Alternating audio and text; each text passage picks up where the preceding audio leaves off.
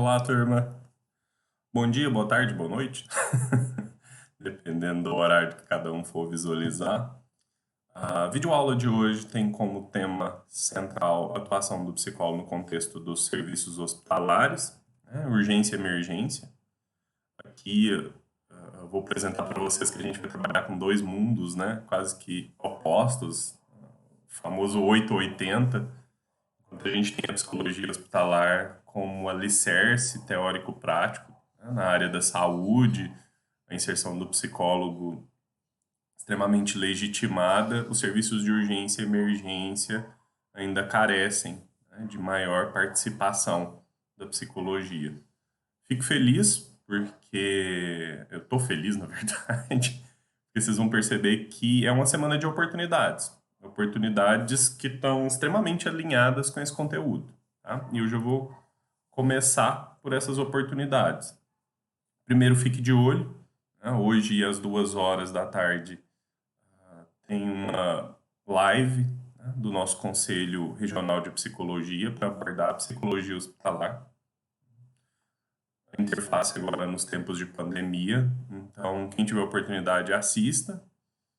Geralmente as lives elas ficam lá gravadas no Facebook. Eu não sei se o conselho também transmite pelo Instagram, acredito que sim, mas está lá no Face. Quem não puder assistir no horário, né, depois também fica lá gravado, pode assistir, uma oportunidade. Como eu disse, semana, né, de oportunidades. Na sexta também agora, vocês vão ter uma live, né, às 8h30. A professora Aline ela está organizando com a Laila. A Laila é uma importante referência aqui de Uberlândia em termos de psicologia hospitalar. Tem construído a carreira dela nesse contexto de atuação. É referência no Hospital de Clínicas aqui, né, da UFO. Era preceptor do programa de era preceptora e tutora do programa de residência em atenção ao paciente em estado crítico, né, que é um programa, se eu não me engano, é o maior dos programas assim em termos de quantidade de residentes multiprofissionais aqui de Uberlândia. Então, uma oportunidade ímpar que vocês têm de escutar alguém com uma alta expertise em psicologia hospitalar. Acredito que alguns de vocês já me referiram o interesse em atuar na área, então não percam essa oportunidade. Tá? A gente vem de dois últimos encontros, um que a gente discutiu a nossa atuação no Centro de Atenção Psicossocial. O último encontro a gente falou sobre a nossa atuação na atenção primária à saúde.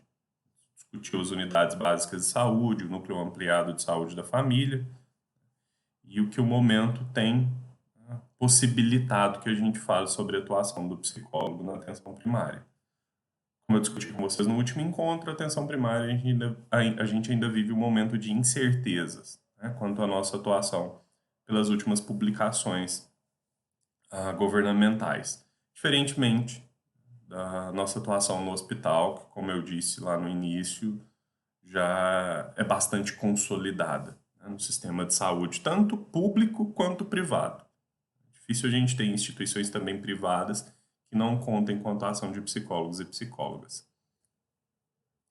Objetivos do encontro de hoje: contextualizar a urgência e emergência e atenção hospitalar. Lembrem-se sempre dos níveis de atenção que a gente fala: nível primário, secundário, terciário. Atenção à urgência e emergência é considerada nível secundário, atenção hospitalar o nível terciário. A própria cartilha que a gente tem como referência, ela usa o termo lá de complexidade. Alguns autores não gostam muito de usar esse termo, que hospitalar é alta complexidade. E, por exemplo, a atenção primária é baixa complexidade. Entende-se que há complexidade em todos os níveis de atenção. O que diferencia um nível de outro é a estrutura, geralmente o aparato tecnológico, né, o tipo de cuidado que é oferecido. Atenção terciária geralmente são intervenções cirúrgicas, internações, enquanto na atenção primária é algo dia a dia, né, a nível domiciliar, território, enfim. E apresentar também algumas das atividades que a gente desenvolve, né, ou pode desenvolver nesses cenários. Como eu disse, as ações desenvolvidas no hospital elas já são consolidadas, então a maior parte dos exemplos que porventura eu trago provavelmente vão estar relacionados a esse campo.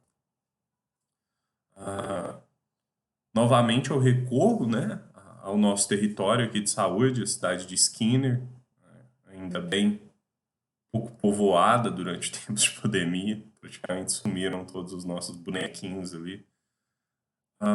Os principais dispositivos que a gente vai visualizar hoje, UPA, SAMU e hospitais de clínicas, HCs. Importante ressaltar que a rede de urgência e emergência, existe uma rede de urgência e emergência, então a gente entendeu que a rede geral é a rede de atenção à saúde, a RAS.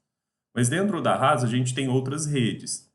Por exemplo, eu apresentei para vocês a RAPS, né, a psicossocial, que é relacionada ao cuidado da saúde mental. Mas a gente tem outras redes. Por exemplo, a rede de urgência e emergência. A rede de urgência e emergência conta com dispositivos como UPA, SAMU, hospital de clínicas. A própria unidade básica faz parte da rede de urgência e emergência. É claro que cumprindo um papel específico quando o olhar é para esse nível de atenção. A unidade básica ela faz parte da rede de atenção psicossocial, faz parte da rede de urgência e emergência. Ela tem um papel a cumprir com cada uma dessas redes, de maneiras distintas, claro. Então, os três principais dispositivos que a gente vai lançar a mão olhar hoje, UPA, SAMU e HC.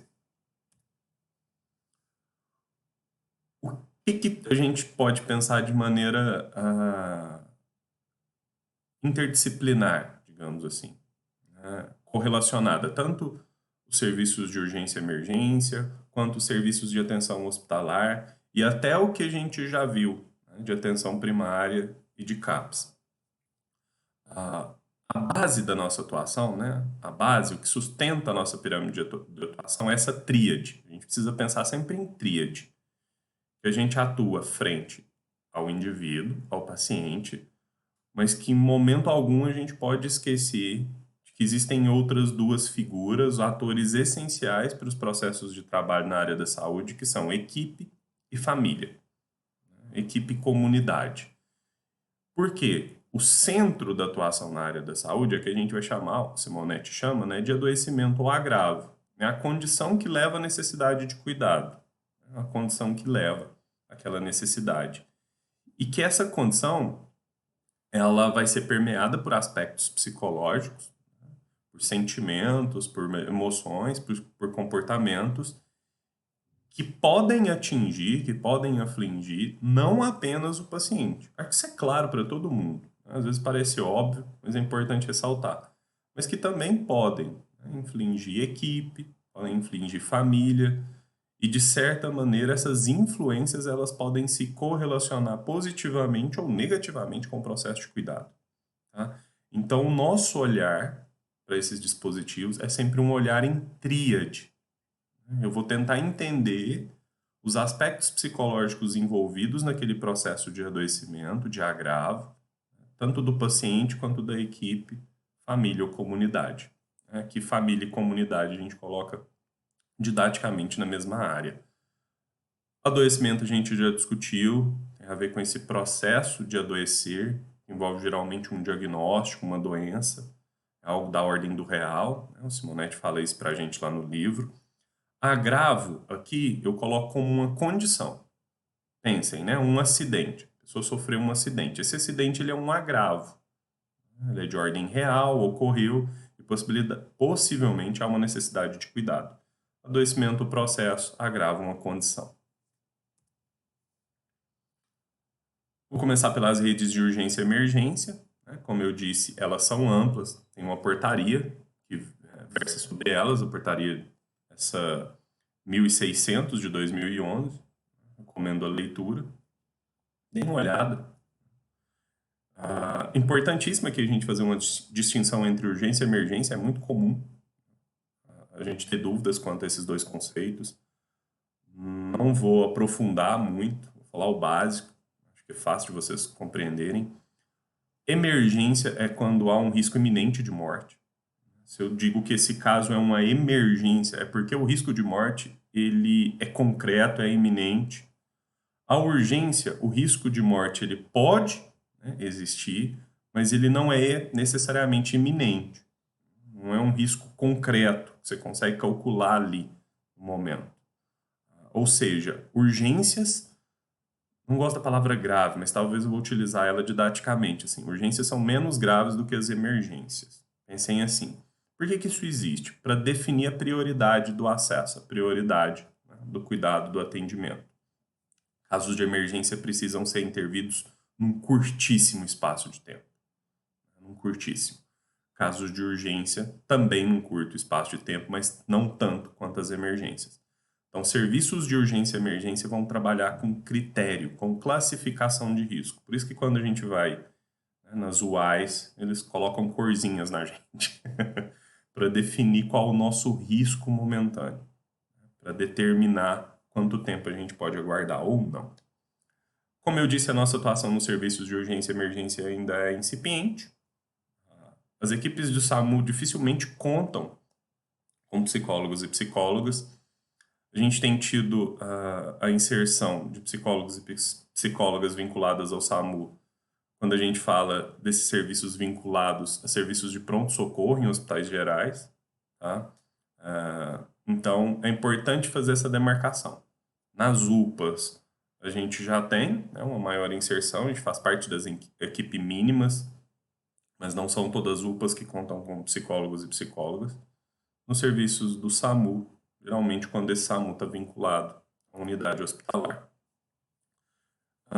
Compartilho com vocês esse artigo, né? Ele foi publicado e as autoras deram uma entrevista para o Conselho Federal de Psicologia na época, para falar um pouco sobre o serviço de psicologia no SAMU, uma experiência, né, que estava em desenvolvimento. É interessante, tem umas nuances legais aqui para a gente. Eu até abri aspas para uma das autoras. Deixa eu ver quem que ela é. A Cat. Minha parente ali, Moraes. Vou deixar os slides lá, depois vocês deem uma lida, mas ela fala das possíveis intervenções que o psicólogo tem, onde que o psicólogo pode contribuir, principalmente relacionada à questão sobre o processo de morte e morrer, o luto, o acolhimento. Vale a pena, deem uma olhada. Acho que isso pode ajudar também bastante. E a gente vem na atenção hospitalar. De novo, reforço, gente. Muitas das intervenções que eu vou comentar daqui a pouco, elas podem ser executadas tanto a nível hospitalar quanto a nível de urgência e emergência. A atenção hospitalar é legitimada pela Política Nacional de Atenção Hospitalar, essa de 2013, teve uma consolidação agora em 2017, essa portaria número 2. Diferentemente da urgência e emergência, talvez seja o primeiro grande espaço de inserção do psicólogo na área da saúde, até porque a gente viu lá na reforma sanitária que os hospitais, historicamente, né, foram ganhando um espaço social antes de outros dispositivos de cuidado. Na atenção hospitalar, a psicologia ela se insere nas diversas equipes clínicas do hospital. Quando a gente fala hospitais de clínicas, é um hospital com várias clínicas, né, com várias especialidades. Clínica médica, cirúrgica, traumato, pediatria, né, ginecologia, obstetrícia, oncologia.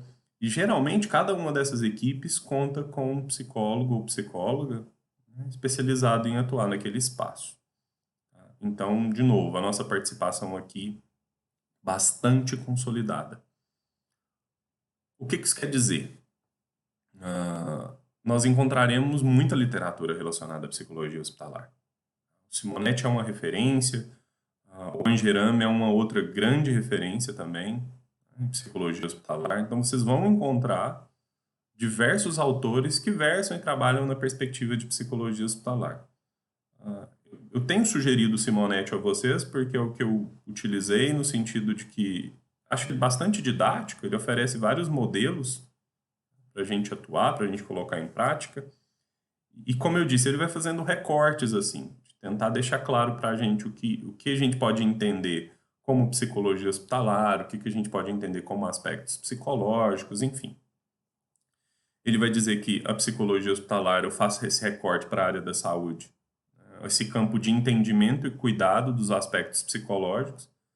E a gente pensa, né, o que são aspectos psicológicos? Sentimentos, fala, desejos, né, estilo de vida, estilo de adoecer, as fantasias, tudo que isso que é da ordem simbólica e comportamental, a gente pode falar que está relacionada a aspectos psicológicos. O objetivo da psicologia hospitalar é a elaboração simbólica do adoecimento, ou seja, né, o Simonetti coloca isso de uma maneira muito interessante, ele diz que é ajudar o indivíduo na travessia do seu adoecimento. Não é resolver o problema para ele, que é um problema de ordem real, mas é ajudá-lo nessa travessia. Ah, Aí ele explica que o adoecimento, esse processo, né, adoecimento vem como um processo, ele se dá quando o indivíduo se depara num real. O real é o processo, né, é a doença em si, é o que eu disse ontem na live, né, o agravo é aquela condição que é concreta, não é simbólica como os aspectos psicológicos, e que a psicologia hospitalar ela trabalha com esse arcabouço, de cuidar dos aspectos psicológicos, auxiliando o indivíduo durante aquele período, né, de cuidado. Eu falei um pouco sobre isso, só para recapitular, que os aspectos psicológicos eles influenciam a doença, o adoecimento ou o agravo, eles podem influenciar de diversas maneiras. Isso aqui, gente, vale tanto para o indivíduo, né? A gente foca muito no paciente, mas, de novo, lembrem-se lá da tríade: paciente, equipe, família. Então, os aspectos psicológicos desses atores, eles podem influenciar no adoecimento de diversas maneiras. Tem família, que às vezes até de forma inconsciente, né, um cuidador, mantém o paciente numa condição de adoecimento, né, ali manutenção. Por quê?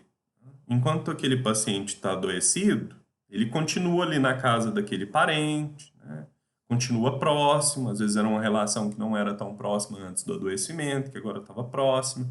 Então, as nossas relações do ponto de vista existencial, psíquico, elas são extremamente complexas. A gente precisa compreender um pouco isso. Ou seja, aspectos psicológicos estão por toda a parte, paciente, equipe, família, e podem influenciar de diversas maneiras no adoecimento. De diversas. Positivamente ou negativamente. Geralmente nós, psicólogos, conseguimos, né, identificar essas relações, essas influências. A gente lança um olhar para isso. Simonetti vai dizer também que a nossa atuação em psicologia hospitalar ela se desenvolve a partir de 4 grandes eixos, ou seja, campos, espaços possíveis de se observar alterações variáveis. O principal, né, nos dispositivos de saúde são as informações médicas, biomédicas, é o diagnóstico em si, aquilo que foi nomeado do ponto de vista científico, aquela condição que foi nomeada. A Simonetti vai falar de outros 2 diagnósticos, eu já falei um pouco sobre isso, que é o situacional, o transferencial e depois o reacional. Situacional é a nossa capacidade de entender a influência daquela condição na vida do indivíduo, na vida social. O indivíduo não pode mais trabalhar, né? Por exemplo, a gente estava conversando ontem na live falando sobre o impacto econômico, né, do distanciamento social durante o enfrentamento ao Covid. Isso é um impacto, né, situacional. Esse é um diagnóstico que precisava já ter sido feito há muito tempo. Ou seja, distanciar as pessoas socialmente, evitar com que elas vão ao trabalho, vai impactar de alguma maneira, né, na saúde delas. Então, o diagnóstico situacional é entender qual o impacto daquela ação na existencialidade do indivíduo, né? Qual o impacto desse agravo. Transferencial, a gente também já conversou sobre, né? Como se dá a relação entre eu, paciente, equipe e família, vínculos ou não. E o reacional, né, tem a ver com as possíveis reações que as pessoas podem manifestar diante de uma situação problema. No nosso caso aqui, a gente está nomeando situações problemas como adoecimento e agravos. A Elizabeth Kubler-Ross, o Simonetti, eles vêm falar que a gente, né, didaticamente apresenta situações distintas. Tem um videozinho aqui, que ele é legal, que ele representa um pouco esse diagnóstico reacional. Vamos falar de 5 grandes campos, né? A gente nega. Então, negar é dizer, não, não existe vírus. Não existe, isso é coisa do governo. O governo é que inventou que tem um vírus porque quer matar idosos, né? A gente começa a racionalizar. Mas a gente nega o o fato. Deprimir é quando... Deprimir aqui não é a depressão, né? Não é o diagnóstico, mas quando eu me coloco nessa condição de desesperança profunda. Revolta e raiva é quando a minha reação ela é intempestiva, né? Ela é puxada para agressividade. Barganha é quando eu tento, né, encontrar uma solução a partir da troca. Vocês vão ver no exemplo ali do videozinho, eu não vou estender aqui, a gente já falou sobre isso. Enfrentamento, aceitação. É quando eu consigo, né, lidar de frente com aquela minha situação, problema. Esse videozinho aqui, ele ilustra, né, como se dá, como na prática a gente reage aos eventos da vida. Então a girafa sofreu um agravo, né, um acidente, ela caiu na areia movediça, e ela vai passar por esses estágios, né? Elizabeth Kubler-Ross vai dizer que esses estágios eles são meio que lineares, eles vão começam na negação e vão até aceitação e enfrentamento. O Simonetti vai dizer que não, que eles funcionam em órbita, né? Eles podem ir e vir o tempo todo. O sujeito lança a mão disso de acordo com a sua necessidade. Mas vamos assistir. Uh-oh. It's no big deal. It's probably not even quicksand. I'm gonna have a good laugh about this tonight with the guys.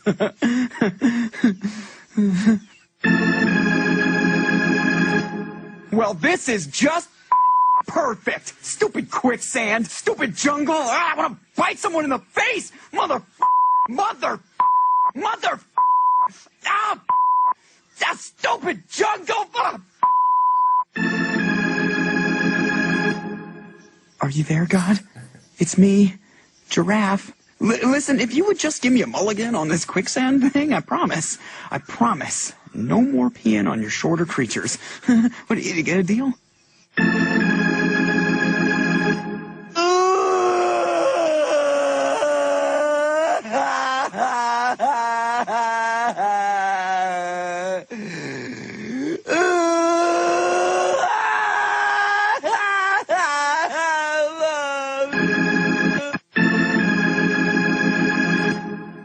You know something?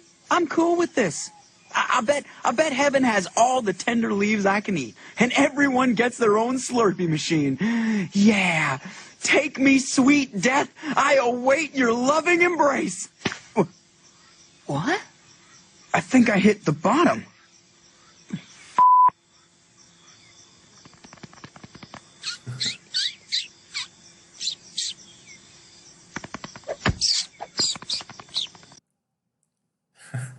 Esse é um vídeo cômico, mas que eu acho que ilustra bem as possíveis reações que o indivíduo pode manifestar quando lida com o processo de adoecimento.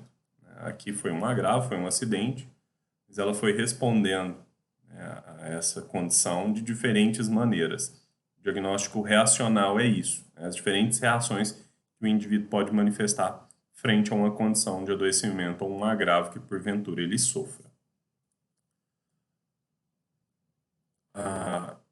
Simonetti, como eu disse, ele é muito didático. Então, quando ele chama o mapa da doença, essa divisão que ele faz sobre esses olhares que o psicólogo hospitalar ele pode ter, dê uma olhada lá no livro. Aqui talvez não esteja tão claro para vocês, mas ele vai dividindo, né, como se cada um desse aí fosse uma análise de um paciente. Então, ele vai fazer uma análise sobre como aquele paciente está reagindo, né, naquele momento. Aí, por exemplo, o Simonetti ele destaca ali que esse paciente fictício ele estava no campo da revolta. Diagnóstico médico de novo, né? É o que está no prontuário, são os sintomas que o paciente vem sentindo do ponto de vista geralmente orgânico. Situacional são os impactos daquela condição na vida existencial, impacta no trabalho, impacta na rede social, impacta na família, enfim, tudo isso que é situacional, diz da situação existencial, pode ser observada, né? Transferencial é como se dá a relação desse paciente com a equipe, esse paciente ele tem confiado na equipe, não, essa equipe ela tem uma proximidade afetiva com esse paciente ou não, por diversas, né, situações. E a terapêutica é o que fazer com, né? A Simonetti vai falar sobre o manejo situacional, sobre a questão do acolhimento, isso é o que fazer. Então, quando a gente fala de diagnósticos, é entender, né, o caso, quais são as necessidades do indivíduo, para o final oferecer uma terapêutica que é o manejo. Isso em psicologia hospitalar é fundamental. Eu checo o indivíduo, a condição e as necessidades, para depois intervir. Importantíssimo, gente. Eu estou tampando aqui mas depois eu vou deixar os slides lá para vocês também. Direcionamentos do atendimento dos psicólogos, nos serviços de hospitalares e até urgência e emergência. A gente pode pensar em 4 grandes formas de iniciarmos a relação com o paciente. Demanda espontânea. Precisa ficar muito claro. Demanda espontânea é quando esse paciente vem. Então, por exemplo, se vocês têm um consultório de vocês, né, montam um consultório à clínica, o paciente liga para vocês, para o secretário, para a secretária de vocês, agendando uma consulta. Isso é uma demanda espontânea. Ele chegou até vocês. Vocês não foram até ele chega. Então, demanda espontânea, às vezes você está lá no hospital, o paciente pergunta, tem psicólogo? Nessa equipe, se tiver, pede para ele vir aqui que eu queria conversar. Isso é uma demanda espontânea. Busca ativa. Muito comum, porque a psicologia, embora presente, do ponto de vista social e cultural, ela ainda não é tão consolidada. Ainda existem diversos preconceitos da sociedade com a nossa profissão. Então, nem sempre as pessoas pedem um atendimento psicológico. A gente precisa ir. Era muito comum no hospital de clínicas, no hospital do câncer, que eu fiquei uns 2 anos, a gente ir quarta a quarto, falar sobre o serviço de psicologia e oferecer esse apoio durante o período de internação. Isso a gente chama de busca ativa. Eu vou ativamente buscar pacientes que tenham necessidade de cuidado naquele momento. Experiência. A maior parte das buscas ativas, os pacientes, eles aceitavam. Eles aceitavam no sentido de que não, volta, vamos conversar. Acho que toda ajuda é importante. O Hospital do Câncer, pelo menos, era uma clínica que o apoio psicológico era bastante requisitado. Encaminhamento interno, também muito, ocorre com extrema frequência, é quando outros profissionais da equipe identificam a necessidade do cuidado e aí solicitam um apoio nosso da psicologia. Era muito comum, as enfermeiras faziam o primeiro atendimento, já identificavam necessidades de cuidado, iam lá, chamavam a gente para ajudar, para apoiar aquele paciente. Isso é encaminhamento interno. Então, o hospital vai ocorrer bastante esses 3 primeiros, demanda espontânea, busca ativa e encaminhamento interno, mais a busca ativa e encaminhamento interno pela experiência que eu tive, acho que isso vai de cada contexto. E o encaminhamento externo é quando um serviço passa para o outro, assim, né? Um serviço identifica que o outro tem competência e habilidade para promover aquele cuidado e direciona o paciente. No hospital não é tão comum. Às vezes, entre as clínicas, eu tenho uma clínica que conta com psicólogo e às vezes eu oriento, eu peço para esse psicólogo atender em uma outra clínica que não há suporte lá. Ações. Acolhimento. Eu estou tampando aqui a palavra acolhimento, mas acolhimento, como eu disse para vocês, ele é fundamental nos diferentes espaços de cuidado na área da saúde. Acolhimento é esse cuidado breve que a gente tem, né, focal, de novo, como diz o Simonetti, para auxiliar o paciente na travessia daquele processo que ele está vivenciando. Não é lá, a partir do pressuposto, você vai resolver, né? Vai ser feliz depois da sua visita, não. Mas é dizer que terá alguém ali para caminhar com ele. O acolhimento ele vai ocorrer de diversas maneiras no hospital, né? Durante o processo de internação, período de internação, pós-óbito, bastante comum, apoio à família, lembrem da tríade, pré e pós-cirúrgico, paciente num processo cirúrgico, né? Tanto pré quanto pós, o acolhimento é bastante importante, dentre outras. Então, a gente tem diversas outras situações que podem necessitar de um acolhimento, de um trabalho focal da psicologia. Psicoterapia breve, ela pode ocorrer sim. A psicoterapia breve, ela... Vou passar um pouquinho do tempo, uns 5 minutinhos só para mim. A psicoterapia breve ela vai ocorrer em casos que você identifica que a internação ela vai se prolongar, paciente, o plano do paciente predetermina que ele vai ficar internado às vezes 2 semanas, um mês, e você já traça, às vezes, um planejamento de uma psicoterapia breve, né, todos os dias, você vai até aquele paciente, faz, né, um cuidado relacionado à saúde mental. É comum os hospitais fazerem psicoterapia de grupo, tá? Então, no Hospital do Câncer, às sextas-feiras a gente tinha um grupo psicoterapêutico. Então, eram pacientes que estavam em internação e pacientes a nível ambulatorial, né, que iam para químio, para rádio. E aí, era, se eu não me engano, era das 8 às 9. A gente tinha uma sala lá em que os psicólogos reuniam com os pacientes e faziam um trabalho psicoterapêutico, né, de cuidado. Então, é comum as clínicas terem trabalhos psicoterapêuticos. Grupo Bilent, também bastante recorrente nos dispositivos de saúde. O grupo Bilent ele é voltado para os profissionais, que não os pacientes. Então, é um espaço terapêutico para os profissionais, geralmente mediado por psicólogos e psicólogas, mas não apenas, né? Geralmente. Quem propôs isso foi um psicanalista, Michael Bilent. A ideia era que os profissionais também precisam de um espaço, né, de expressão, de fala sobre os sentimentos, angústias e percepções subjetivas sobre o trabalho, sobre os próprios pacientes. Por isso que foi nomeado o grupo Bilent, né, em homenagem ao criador. Então, a psicoterapia de grupo geralmente voltada para os pacientes, o grupo Bilent geralmente voltado para os profissionais de saúde. Olha a gente na tríade, né, novamente. Oficinas terapêuticas.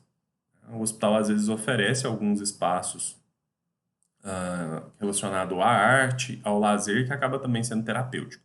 Então, o Hospital do Câncer, por exemplo, tinha um espaço, né, de pintura, eram oficinas de pintura. Geralmente, quem mais fazia uso eram os pacientes pediátricos, mas não apenas. Então, os pacientes eram convidados.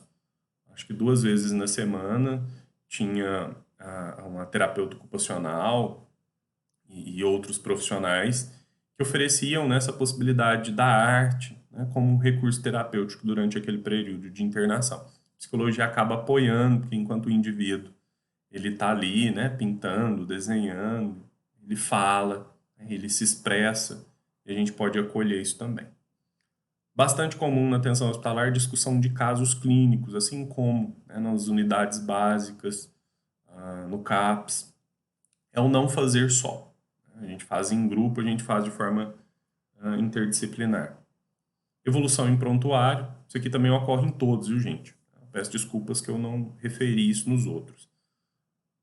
Pacientes de saúde, todo o nosso movimento de cuidado precisa ser registrado. Então, todo paciente que eu atendo, independente do nível de atenção primário, secundário ou terciário, eu tenho que registrar. Quem eu atendi, horário, qual intervenção foi realizada. Existem protocolos, né, para esse registro. A psicologia tem protocolos bem específicos do tipo de informação que eu insiro, tá? Mas a gente faz isso. Por que a gente registra? Porque é o principal dispositivo de gestão que a gente tem. O registro ele vira uma informação que pode ser analisada, né, e subsidiar novos planejamentos. Sala de espera, bastante comum em urgências e emergências, também na atenção primária, tá, e na hospitalar. São os momentos que o paciente está esperando para atendimento, e enquanto ele está esperando, a gente convida ele para uma discussão, para um diálogo, né? No hospital era muito comum a gente fazer salas de espera para consulta. Eu falava, olha, gente, vamos para uma sala ali conversar, e aí a secretária vai chamar aqui. À medida que for chamando, vocês vão saindo e indo. Então, em vez de ficar ali naquela sala, né, olhando geralmente para televisão, pensando em coisas ruins, a gente convidava para uma outra sala e ficava conversando, né, com essas pessoas, compartilhamento de experiências, e elas iam sendo chamadas lá. Isso ajudava bastante a diminuir a angústia, né, da consulta, daquilo que elas estão vivenciando. As nossas atuações elas perpassam essencialmente os protocolos das equipes. A clínica hospitalar ela é uma clínica recheada de protocolos, né, são as especificidades de atuação de cada um dos contextos. Por exemplo, protocolo de oncologia, o paciente quando ele está em estado de neutropenia, né, geralmente tomando quimioterápicos, ele baixa bastante a sua imunidade. O protocolo é que, para dialogar com esse paciente, a gente tem que se paramentar bastante, então tem que colocar máscara, luva, capote, né, que são materiais hospitalares, né, equipamentos, para poder atender esse paciente. Então, cada clínica tem o seu protocolo e a nossa ação é atuar, né, de acordo com cada protocolo. Hospitais também, né, desenvolvem atenção domiciliar. É muito comum, o Hospital do Câncer aqui também tem um serviço de atenção domiciliar. Todas as sextas era o dia da psicologia, né, e a casa dos pacientes que porventura tinham mais necessidades de cuidar da saúde mental. No momento eu posso compartilhar mais essas experiências. E cuidados paliativos. Cuidados paliativos é tema do nosso próximo encontro. Então não vou despender um tempo aqui não. Mas essas são as principais ações que porventura a gente desenvolve no hospital. A maior delas relacionadas ao acolhimento, né, a esse cuidado, a compreender qual é a condição do sujeito e ver como eu posso apoiá-lo de acordo com a sua necessidade. Pensar sempre em tríade, paciente, equipe e família. Então, quando eu coloco ali o pós-óbito, esse pós-óbito é uma abordagem em frente à família, os cuidadores, as pessoas próximas. Quando eu falo em grupo Bilent, é uma estratégia de cuidado aos profissionais de saúde que são bastante impactados do ponto de vista psicológico, né, dos aspectos psicológicos, né, por esse contexto profissional. São as principais atividades que a gente desenvolve. Tá? No encontro síncrono a gente fala um pouco mais sobre isso. Mais sugestões da quarentena, deixo aqui duas. Não tem nenhuma assim que aborda especificamente a atuação de psicólogos, mas tem duas que trabalham com essa experiência de adoecimento. A primeira que é esse WIT, a tradução dele, desculpem, é uma lição de vida, acho que é isso. Excelente filme, porque é uma narrativa de um processo de adoecimento. A personagem ela narra do início ao fim o processo de adoecimento dela, principalmente de base hospitalar. A maior parte das cenas são hospitalares. Pode ajudar vocês a compreender a travessia, né, da personagem, da Vivian. Esse segundo, ele é muito interessante, principalmente para psicologia. Gente, isso é filme para psicólogo entender. Porque é um filme que trabalha o tempo todo com a elaboração simbólica. Com a elaboração simbólica. Eu não vou dar spoilers. Assistam até o fim. Às vezes no início parece que não faz muito sentido, mas vocês precisam ver todo o filme. Mas é um filme que trabalha com elaboração simbólica. O tempo todo é elaboração simbólica. Então são dois filmes para a gente perceber a importância do trabalho do psicólogo, né, que vai dizer dos desdobramentos simbólicos que o sujeito tem com o processo de adoecimento. Gente, já extrapolei o tempo aqui, desculpem, mas é um tema bastante atrativo para mim, né? Eu gosto. No encontro síncrono a gente conversa mais. Obrigado. Tchau, tchau.